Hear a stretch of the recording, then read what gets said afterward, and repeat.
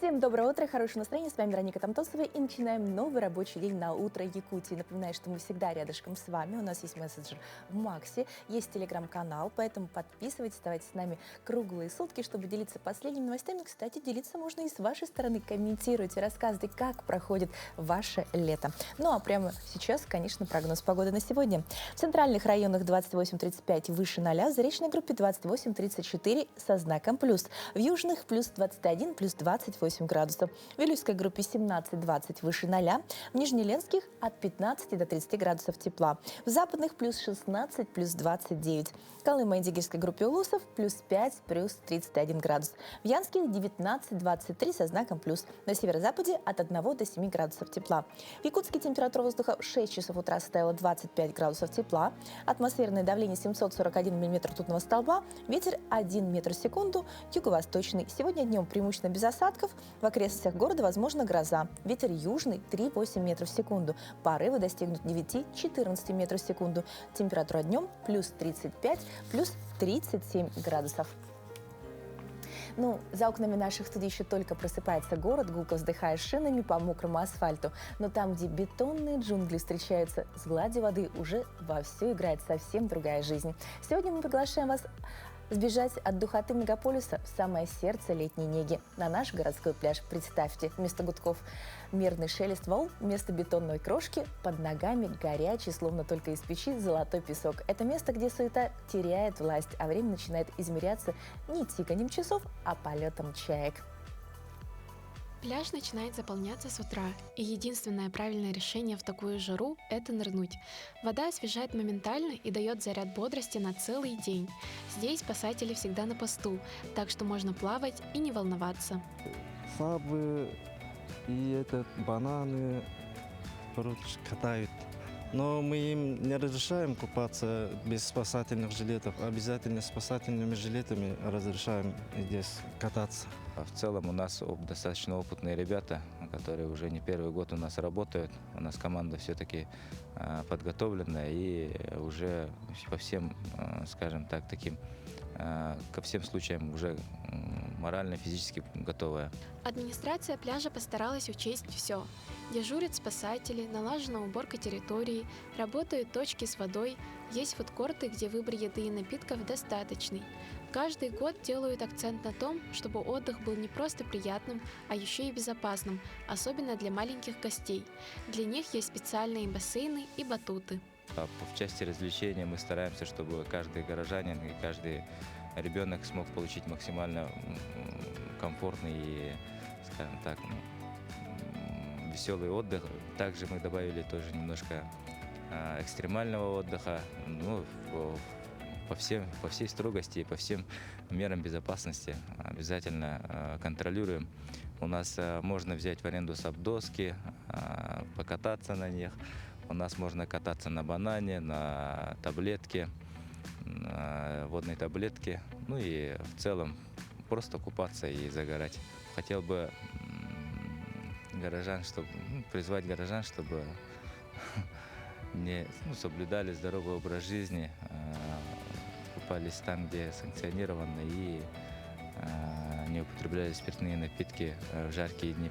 Основная цель была создать место, куда хочется возвращаться. Судя по количеству людей, которые приходят сюда снова и снова, это получается. Мы пообщались с отдыхающими, спросили, как проводят время и что думают о пляже. Я тут с младшим братом, сестрами мы пришли на пляж, чтобы искупаться, и пока последние теплые деньки. Мы спасаемся от жары вот у пляжа с детьми. С утра приходим и до обеда сидим тут и купаемся. Тепло, вода теплая, погода отличная, да, уже 2 недели. Это наше самое любимое место, потому что мы тут рядышком живем, неподалеку, и неподалеку работаем. Нам повезло в этом плане. Берем водичку, головной убор, наносим защитные средства.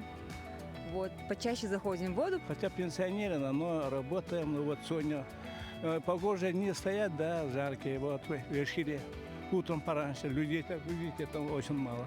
А людей здесь днем больше, очень много. Главное в такой день не перегреться. пить воду, не забывать про головной убор, пользоваться солнцезащитным кремом и чаще заходить в воду и освежаться, а также следить за собой. Если соблюдать эти простые правила, жара переживается нормально. Диана Борисова, Семен Семенов, Якутск. Но мы отправимся в Китай. В китайском городе Юнчжэнь придумали, как бороться с жарой. Там на крышах жилых домов установили специальные форсунки, которые распыляют в воздух мелкий водяной туман. Выглядит это необычно, как будто с неба идет мелкий дождь, хотя на улице солнце. Но главное, это реально работает. Когда капельки воды испаряются, они забирают тепло из воздуха. Так температура вокруг зданий падает на 5-8 градусов всего за несколько минут. Принцип тот же, как когда человеку становится прохладнее, когда испаряется пот. Включают систему только в очень жаркие дни. Если температура недостаточно высокая, вода не успевает испариться и просто намочит прохожих. Видео с этим дождем с крыш разлетелись по соцсетям, и многие удивились, почему такое не делают в других странах, где тоже бывает сильная жара. А местные жители говорят, что в тумане иногда даже появляется радуга, так что, может быть, это не просто охлаждение, а еще и красота. Мне кажется, отличная идея. Представляете, вы проходите мимо зданий, а у вас над головой радуга. Правда, у нас, наверное, здания недостаточно пока еще высокие. Ну, тоже очень интересно, какую систему можно придумать. Делитесь впечатлениями и, конечно, своими комментариями. Ну, а прямо сейчас переходим к последним новостям.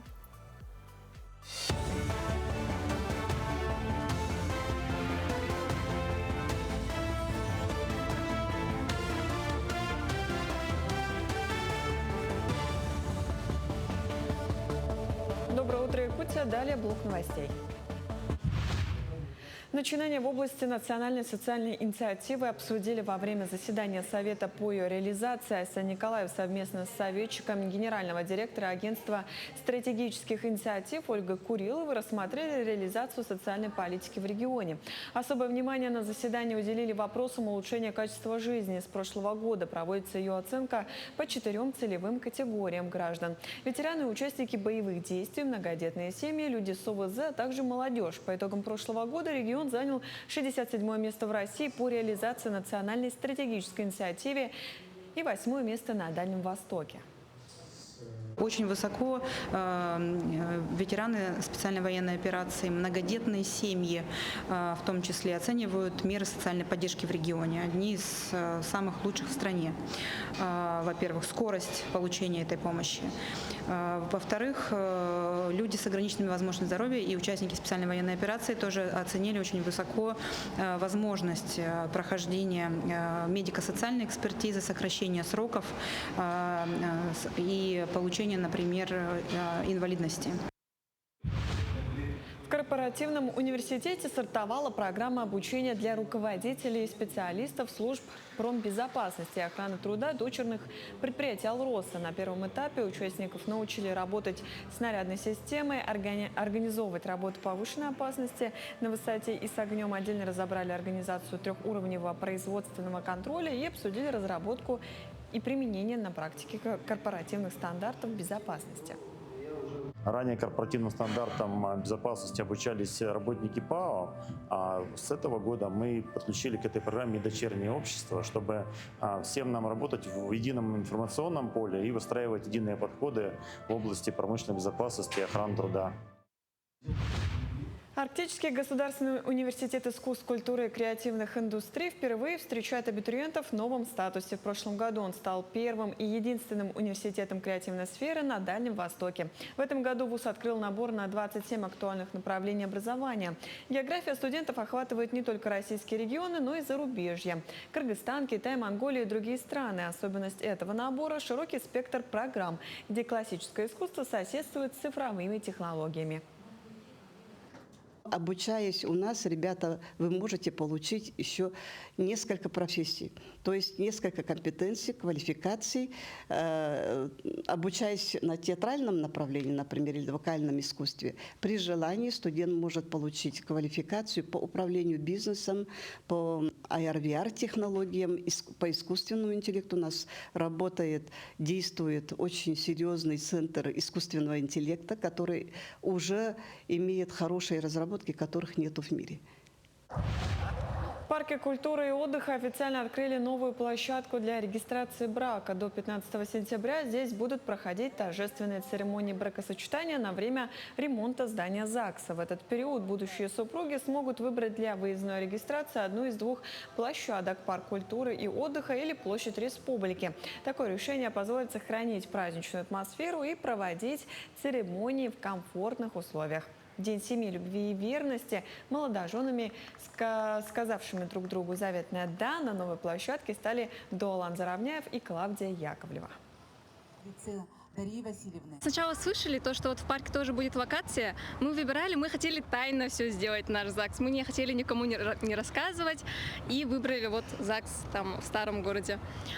Потом нам позвонили, сказали то, что можно в парке, мы сказали да, и наша секретная регистрация уже не такая уж и секретная получается. Регистрация на природе — это, конечно, само по себе вообще шикарно, особенно когда мы живем в такой республике с такой красивой природой, отмечать. Вот у нас, кстати, свадьба, она тоже будет проходить на природе. Это были все новости этого утра. До встречи в дальнейших эфирах.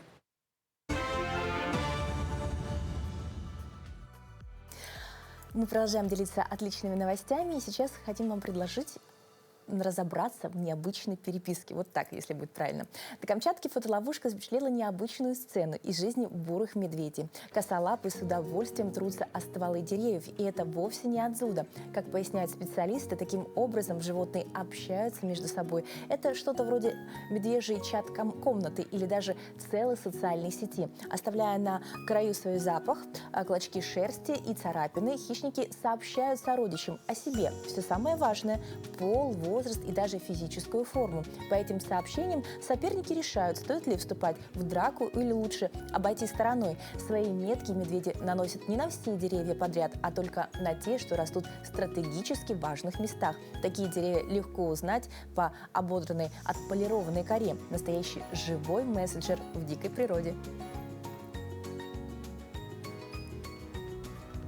Отличные кадры, очень такие милые мишки, несмотря пока небольшой размер. Но такой мессенджер, хорошо, что у нас есть телефоны. Ну, а в Ростове-на-Дону прохожие сняли на видео необычную компанию. Одна девушка вышла на прогулку сразу с 3 питомцами. Собака у нее ехала в специальной коляске. Рядом на поводке важно вышагивал гусь, а на ручке от коляски сидел попугай. Все трое вели себя спокойно, никто не ссорился, не лаял и не щипался. Прохожие, конечно, останавливались и улыбались. Такое видишь не каждый день. Оказывается, гусь этот уже хорошо знаком местным. Хозяйка регулярно выводит его на улицу, и он ведет себя как настоящий домашний любимец. А вот содержание такой птицы в квартире задача непростая. Гусю нужно много места, он любит воду и траву, да и гулять с ним надо часто. Но ростовчанка, судя по всему, справляется отлично. Все ее питомцы выглядят ухоженными и довольными жизнью. Ну, и история лишний раз показывает, если есть желание, можно подружить даже самых разных животных и сделать их полноценными членами семьи. И пусть гусь вместо лает гогочет, а попугай болтает, главное, что им хорошо вместе. По-моему, замечательная компания и поднимает всем окружающим настроение. Ну, а кто пока не готов обзавестись любимцами, которые будут поднимать утром на прогулку, предлагаем сделать разминку, не выходя из дома. Утренняя гимнастика – это не только про спорт, это еще про пробуждение организма. Давайте его сделаем немножко интереснее с танцевальными па. Ручки на пояс поставили. Делаем небольшую разминку. Начинаем с головы. Вправо, лево, право, лево, право, лево, право, вперед, назад, вперед, назад, вперед, назад, вперед, назад, вперед, по кругу. В одну сторону вращаем, делаем плавный кружочек, в другую сторону вращаем, покрутили, закончили. Поднимаем плечи, делаем это эффективно и ритмично. 2, 3, 4, 5, 6, 7. Ручки поставили на плечи, повращаем плечевые суставы, в одну сторону вращаем, в обратно делаем тоже достаточно эффективно. Закончили. Ножки поставили пошире, поустойчивее, ручки перед собой. Сводим лопаточки вместе в одну сторону. Поворачиваемся. Вперед. Поворачиваемся. вперед. Лопаточки сводим вместе, прогибаем спину. Ручки делаем вверх-вниз. Пальчики собираем в кулачки. Прогибаем лопаточки.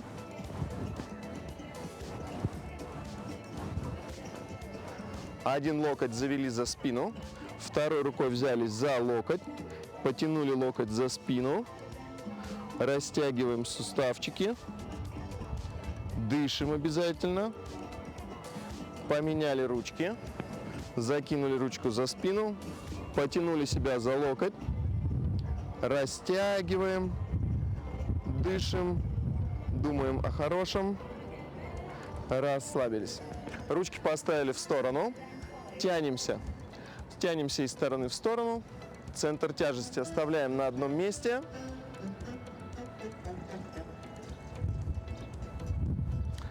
Делаем наклончики.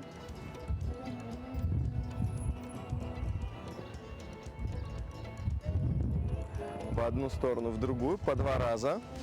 Вперед-назад. Вперед. Назад. Вперед. Назад. Собрали ножки вместе. Ручки поставили для баланса в сторону, собрали в кулачки. Скручиваемся. Скручиваем бедрышки.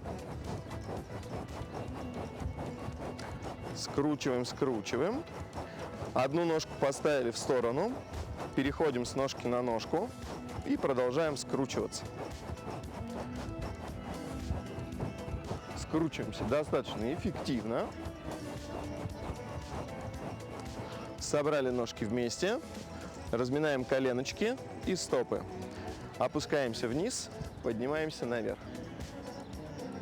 Вниз, наверх.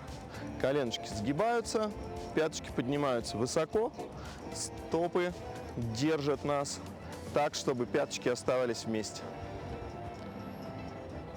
Поднялись один раз наверх, стоим, держим позицию, пяточки пытаемся собирать вместе, не распускать в разные стороны.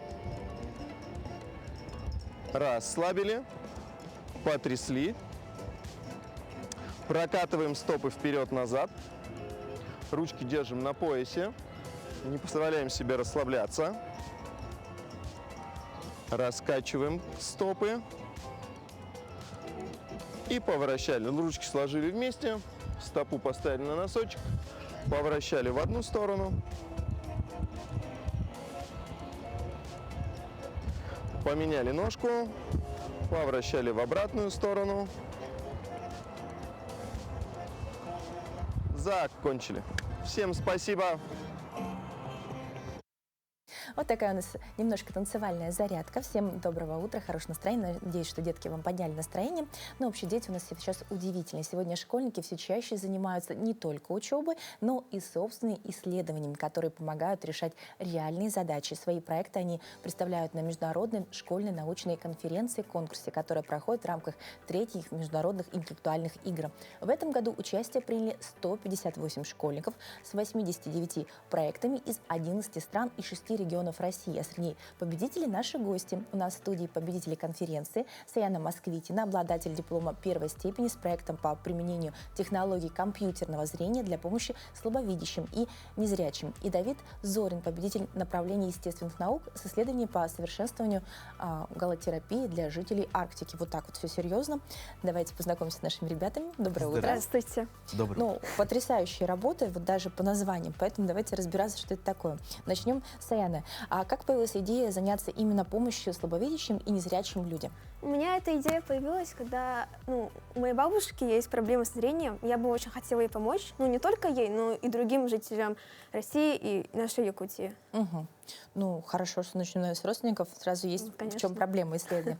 Простыми словами, как работают технологии компьютерного зрения в вашем проекте? То есть, вообще это звучит уже на уровне фантастики, что это возможно, да? А как это на деле можно применить? Компьютерное зрение работает так, типа наш глаз видит изображение, передает это в мозг, и получается у нас информация. А компьютерное зрение же вместо глаз использует камеры, а вместо мозга компьютер.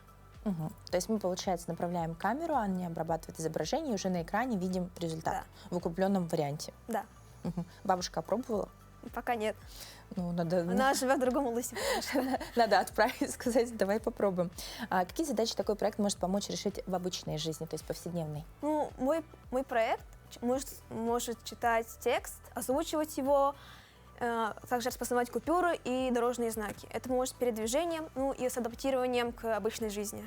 Ну, вот что казалось самым сложным во время работы над исследованием, потому что я так понимаю, что есть описательная часть, да, зачем, ну, актуальность, да, это понятно, что это, безусловно, очень актуально, тем более, что зрение все чаще садится, начиная с достаточно раннего возраста, а вот технически кто помогал, как вот это все разрабатывалось? Ну, сложное, наверное, в том, что именно сам код разрабатывать.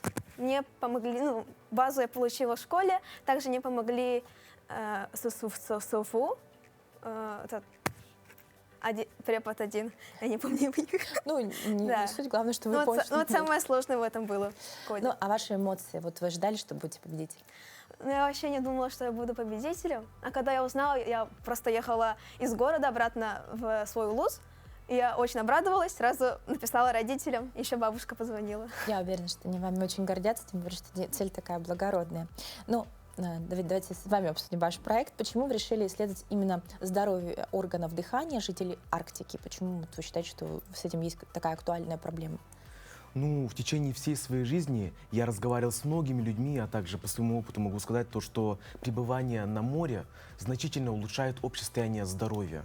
Получается, у нас какая проблема, у жителей Якутии? То, что не хватает как раз-таки этого самого морского микроклимата, климата, ну, этих самых микроэлементов, которые мы можем вдыхать на море. Чем ваша разработка отличается от стандартной галотерапии?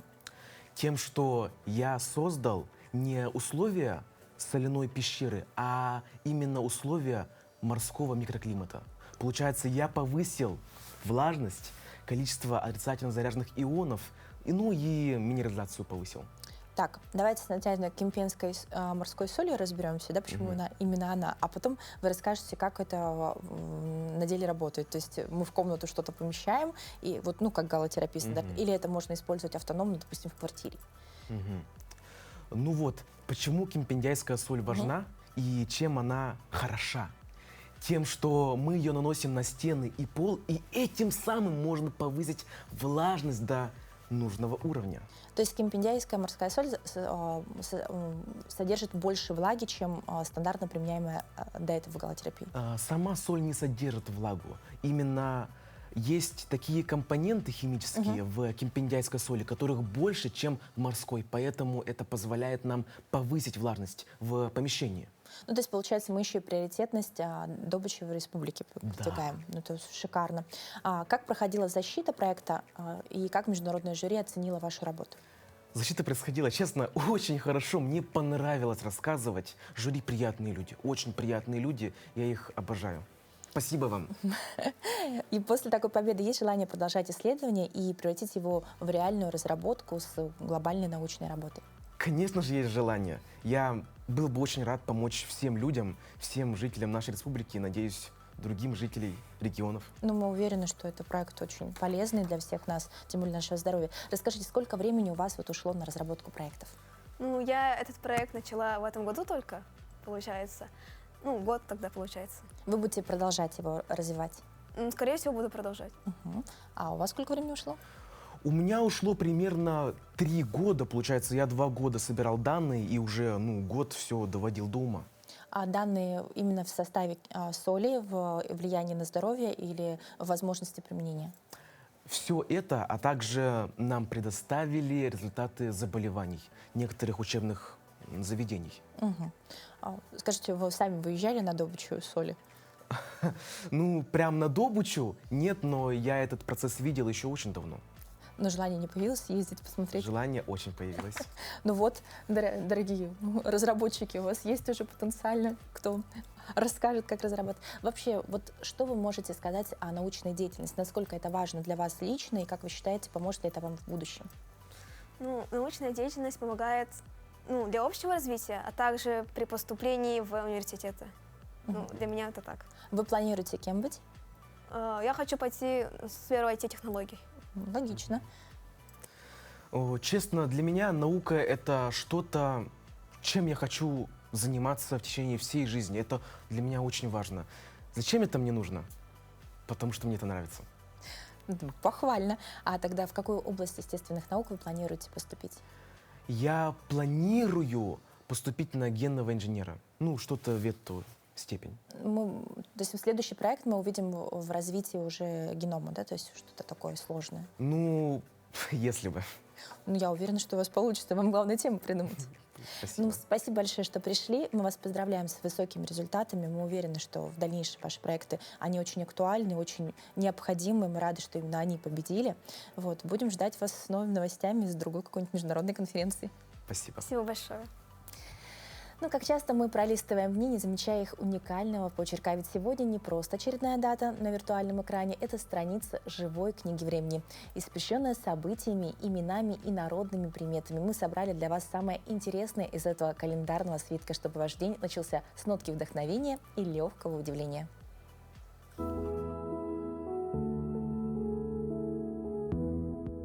На календаре 9 июля. Сегодня отмечают День сахарного печенья. По народному календарю Давид – земляничник. Земляничником преподобного Давида на Руси прозвали за то, что в его именины в лесу созревают первые ягоды. Землянику русские люди всегда любили, особенно дети. Для них она была одним из главных лакомств. Об этой ягоде сложено множество поговорок, например, такая: «Первую ягоду в рот кладут, а вторую в дом несут». Что в народе хотели этим сказать, понятно.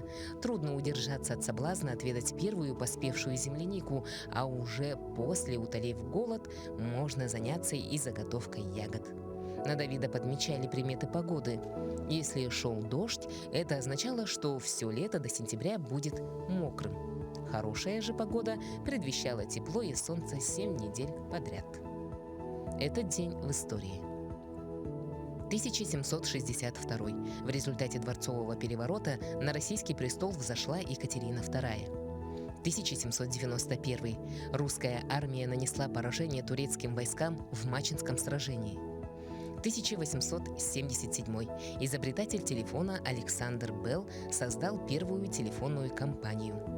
1877. В Уимблдоне состоялся первый теннисный турнир. В этот день родились 1751. Николай Шереметьев, русский меценат, покровитель искусств, граф. 1879. Карлос Шагас, бразильский медик. 1889. Николай Овсеев, русский и советский поэт. 1931. Андрей Капица, советский географ и геоморфолог.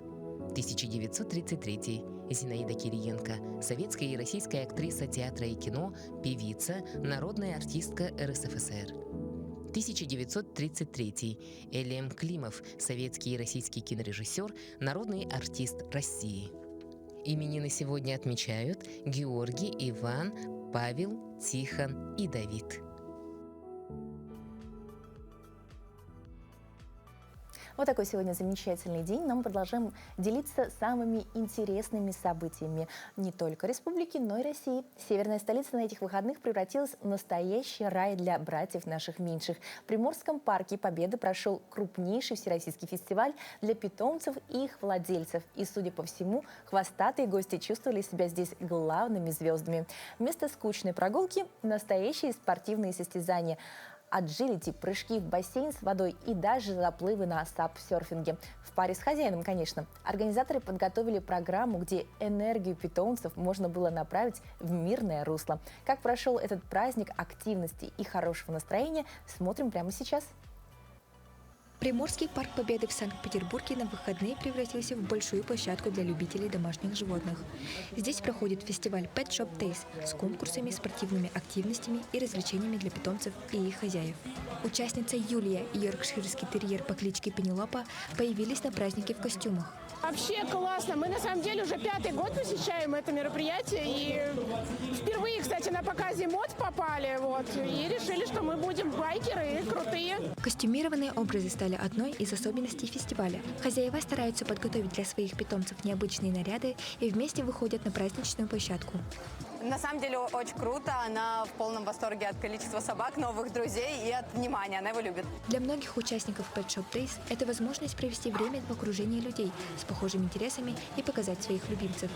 каждый год ходим. Я ходила еще до того, как она появилась у меня с кошкой. Вообще у нас 5 животных, 3 собаки и 2 кота. И мы каждый год уже 6 лет здесь.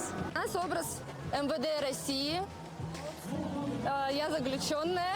Помимо прогулок и общения, участники фестиваля выбирают и необычные образы для своих питомцев. Здесь можно встретить собак в самых разных костюмах. Мы пришли первый раз, атмосфера очень нравится, все очень дружелюбные владельцы. Пообщались с владельцами нашей породы собаки. То есть все организовано на высшем уровне. Еще одна популярная зона фестиваля – водные активности. Хозяева выходят на саббордах вместе со своими собаками, превращая обычную прогулку в совместное приключение. Одни уверенно держатся на доске, другие с интересом осматриваются по сторонам, пока хозяева неспешно плывут по воде. Pet Shop Days проводится с 2017 года в Санкт-Петербурге и Москве. В программе фестиваля также благотворительные акции, тематические маркеты и зона активностей для домашних животных. Но в Москве, в Коломенском, прошел Сабантуй, татарский и башкирский праздник. И главное, что привлекло внимание, это танцующие роботы. Они двигались прямо среди гостей. На площадке роботы повторяли танцевальные движения, синхронно поднимали руки и крутились. Смотрелось необычно, современные машины посреди традиционных юрт и деревянных домиков. На празднике было и другое. Бегали с коромыслом, боролись на поясах, пробовали плов и чак-чак и даже сделали грузовик из сладостей. Народу пришло больше 250 тысяч. Но именно роботы стали самым ярким моментом. Люди приходили, фотографировали, удивлялись, и дети, и взрослые не расходились вокруг них. Все хотели посмотреть, как технологии вписываются в старинную атмосферу Коломенского.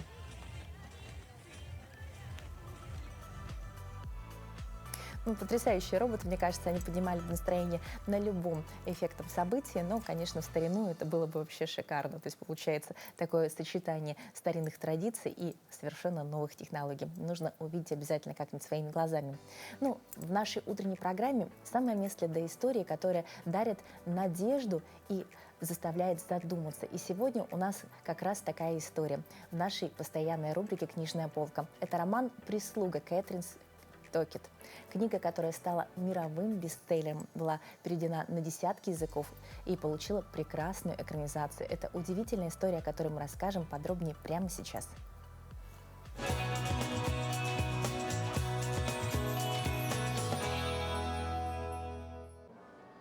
Доброе утро! Сегодня в рубрике «Книжная полка» у меня рекомендация по книге «Прислуга». Это роман Кэтрин Стокет, мощная эмоциональная история о расовой сегрегации в США в 60-х годах.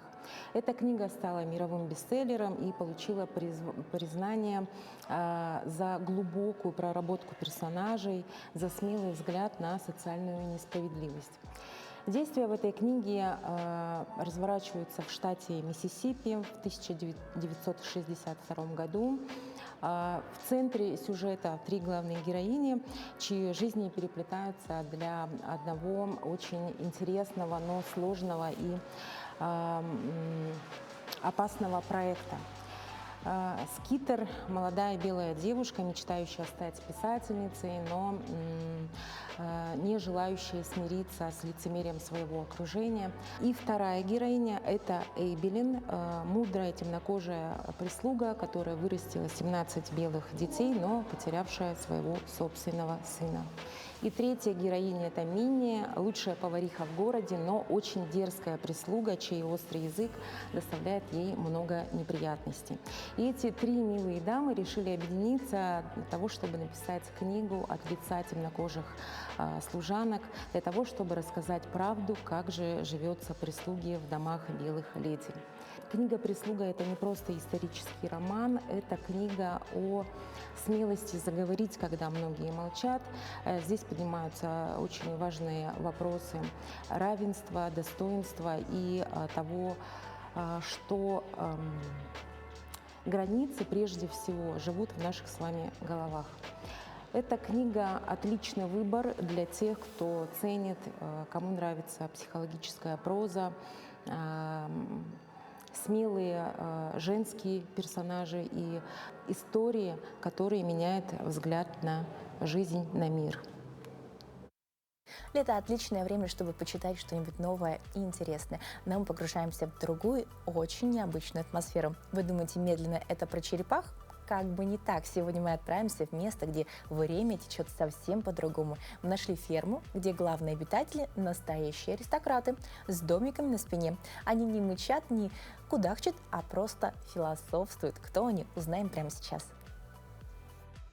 На нашей ферме второй год два вида улитки гастрономической. Улитка серая Мюллер и улитка серая Максима. Необычный туристический маршрут проложили в селе Глуховка. Здесь гостей водят по полям с улитками. Прожорливые моллюски питаются все время. Под теневыми навесами бесстрашно разгуливают по ступеням и растениям. После первого экспериментального года работы фермеры поняли, от какого природного врага стоит особенно беречь улитку.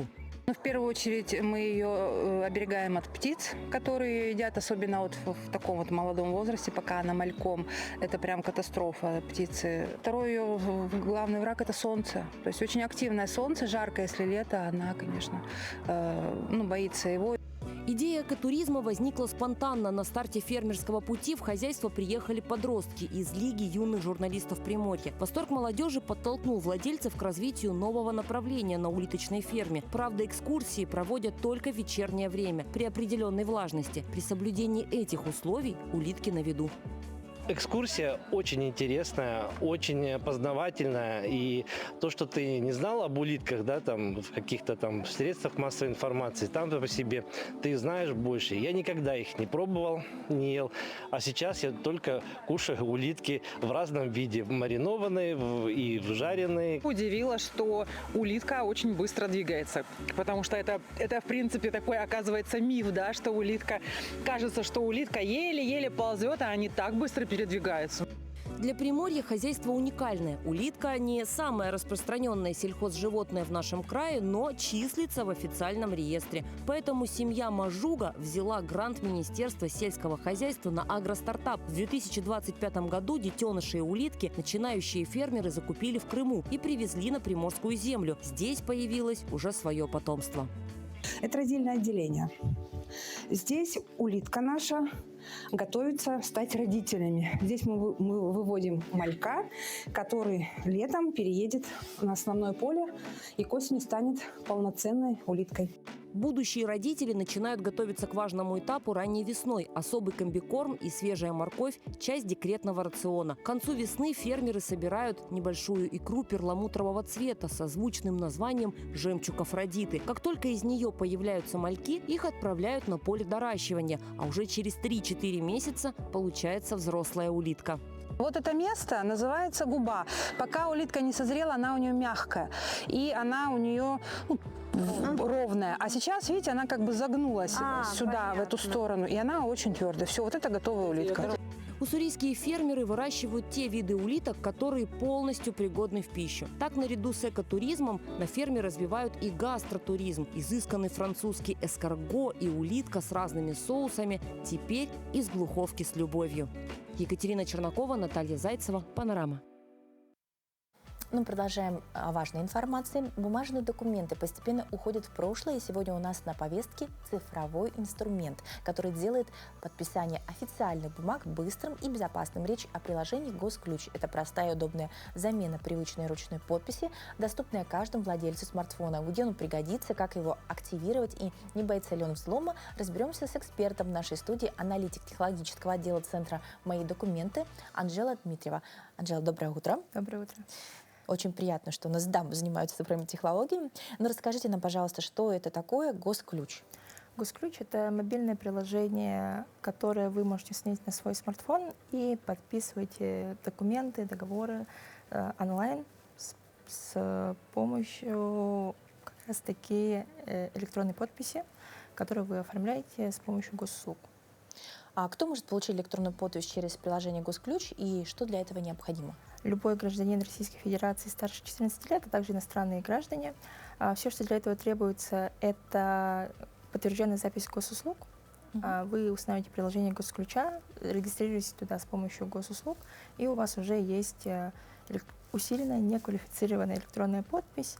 А если вы хотите усиленно квалифицированную УКЭП, то для этого нужно пройти идентификацию собственную. Это можно сделать 3 способами: через биометрию в единой биометрической системе, если у вас есть, через загранпаспортного образца, который загранпаспорт на 10 лет, и телефоном с NFC-модулем.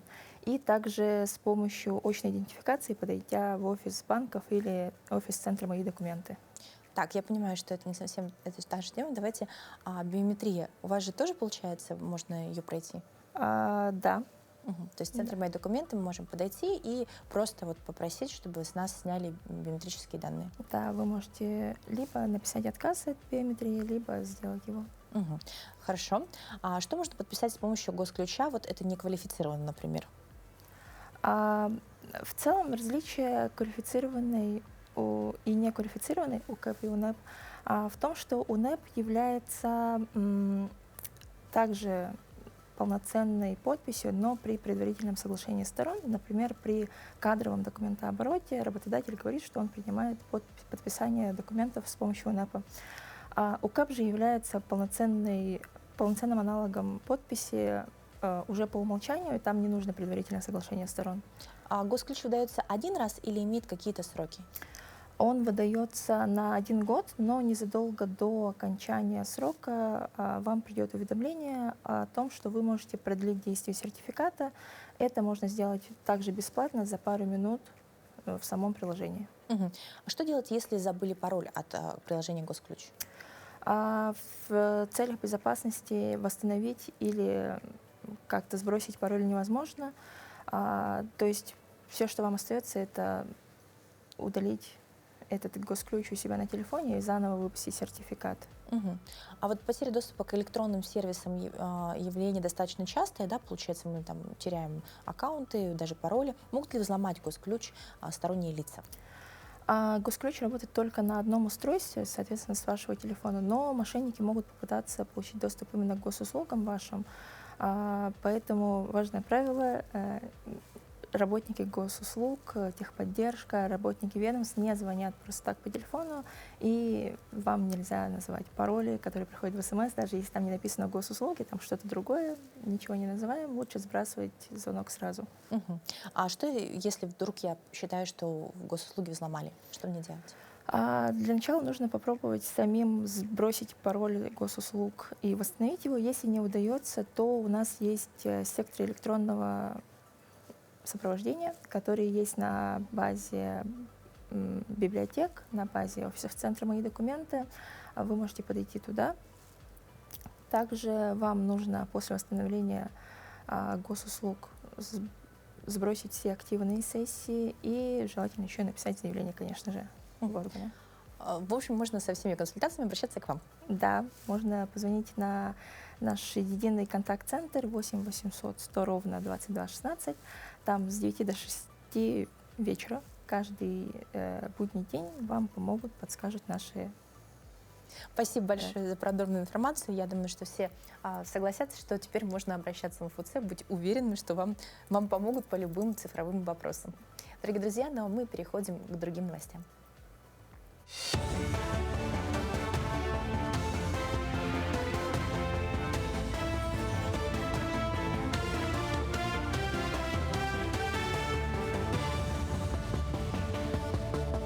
Доброе утро, Якутия. Далее блок новостей. Начинания в области национальной социальной инициативы обсудили во время заседания Совета по ее реализации. Айсан Николаев совместно с советчиком генерального директора агентства стратегических инициатив Ольгой Куриловой рассмотрели реализацию социальной политики в регионе. Особое внимание на заседании уделили вопросам улучшения качества жизни. С прошлого года проводится ее оценка по 4 целевым категориям граждан: ветераны и участники боевых действий, многодетные семьи, люди с ОВЗ, а также молодежь. По итогам прошлого года регион занял 67-е место в России по реализации национальной стратегической инициативе и 8-е место на Дальнем Востоке. Очень высоко ветераны специальной военной операции, многодетные семьи в том числе оценивают меры социальной поддержки в регионе. Одни из самых лучших в стране. Во-первых, скорость получения этой помощи. Во-вторых, люди с ограниченными возможностями здоровья и участники специальной военной операции тоже оценили очень высоко возможность прохождения медико-социальной экспертизы, сокращения сроков и получения, например, инвалидности. В корпоративном университете стартовала программа обучения для руководителей и специалистов служб промбезопасности и охраны труда дочерных предприятий «Алроса». На первом этапе участников научили работать с снарядной системой, организовывать работу повышенной опасности на высоте и с огнем. Отдельно разобрали организацию трехуровневого производственного контроля и обсудили разработку и применение на практике корпоративных стандартов безопасности. Ранее корпоративным стандартам безопасности обучались работники ПАО, а с этого года мы подключили к этой программе дочернее общество, чтобы всем нам работать в едином информационном поле и выстраивать единые подходы в области промышленной безопасности и охраны труда. Арктический государственный университет искусств, культуры и креативных индустрий впервые встречает абитуриентов в новом статусе. В прошлом году он стал первым и единственным университетом креативной сферы на Дальнем Востоке. В этом году вуз открыл набор на 27 актуальных направлений образования. География студентов охватывает не только российские регионы, но и зарубежье. Кыргызстан, Китай, Монголия и другие страны. Особенность этого набора – широкий спектр программ, где классическое искусство соседствует с цифровыми технологиями. Обучаясь у нас, ребята, вы можете получить еще несколько профессий, то есть несколько компетенций, квалификаций.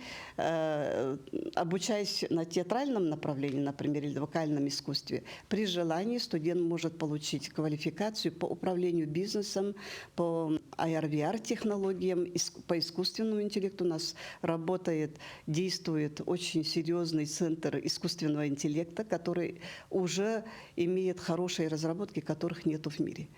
В парке культуры и отдыха официально открыли новую площадку для регистрации брака. До 15 сентября здесь будут проходить торжественные церемонии бракосочетания на время ремонта здания ЗАГСа. В этот период будущие супруги смогут выбрать для выездной регистрации одну из двух площадок – парк культуры и отдыха или площадь Республики.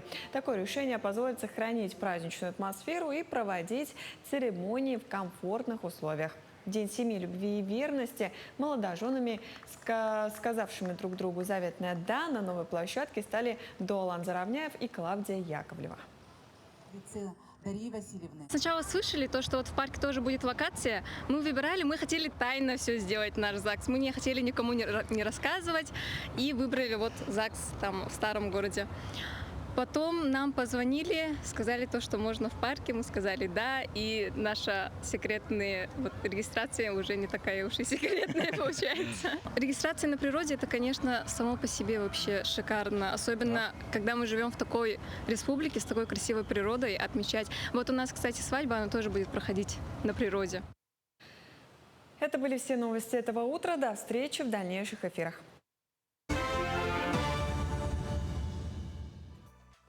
Ну а прямо сейчас от новостей переходим к новостям, что же можно увидеть в кино. Пора строить планы, тем более говорят, что на выходных немножко похолодает.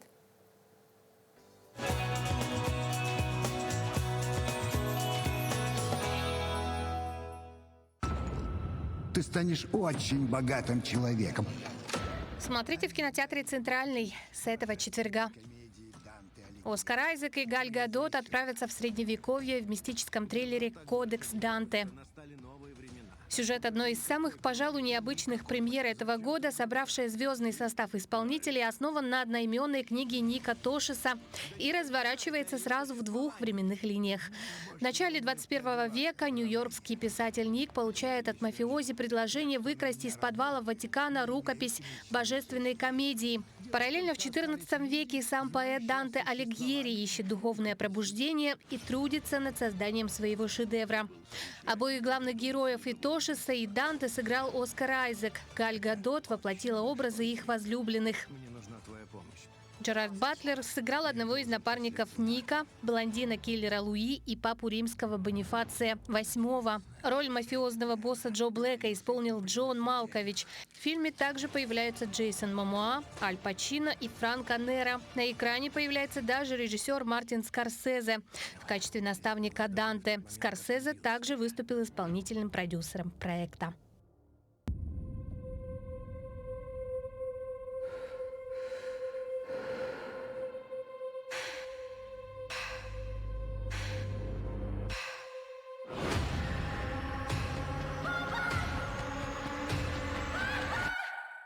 Также российские зрители смогут окунуться в беспощадный мир гонконгского экшена.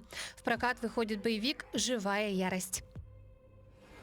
Лента, выдержанная в традициях золотого века жанра, стремится занять место среди классических образцов динамичного кино и уже успела покорить фестивальную публику. На международном кинофестивале в Торонто картина удостоилась бурных оваций. Критики и аудитория высоко оценили проект. В центре истории немой мастер Ван Вэй, чья спокойная жизнь рушится в одно мгновение. Преступники похищают его любимую дочь. Столкнувшись с равнодушием и коррупцией в рядах полиции, герой решает действовать самостоятельно. В этом опасном пути его союзником становится журналист Навин, мужчина, которого тоже терзает боль утраты. Его жена бесследно исчезла. Объединившись перед лицом общего врага, они бросают вызов могущественному криминальному синдикату, где любая ошибка может стоить жизни. Желаем вам отличного настроения и приятного просмотра.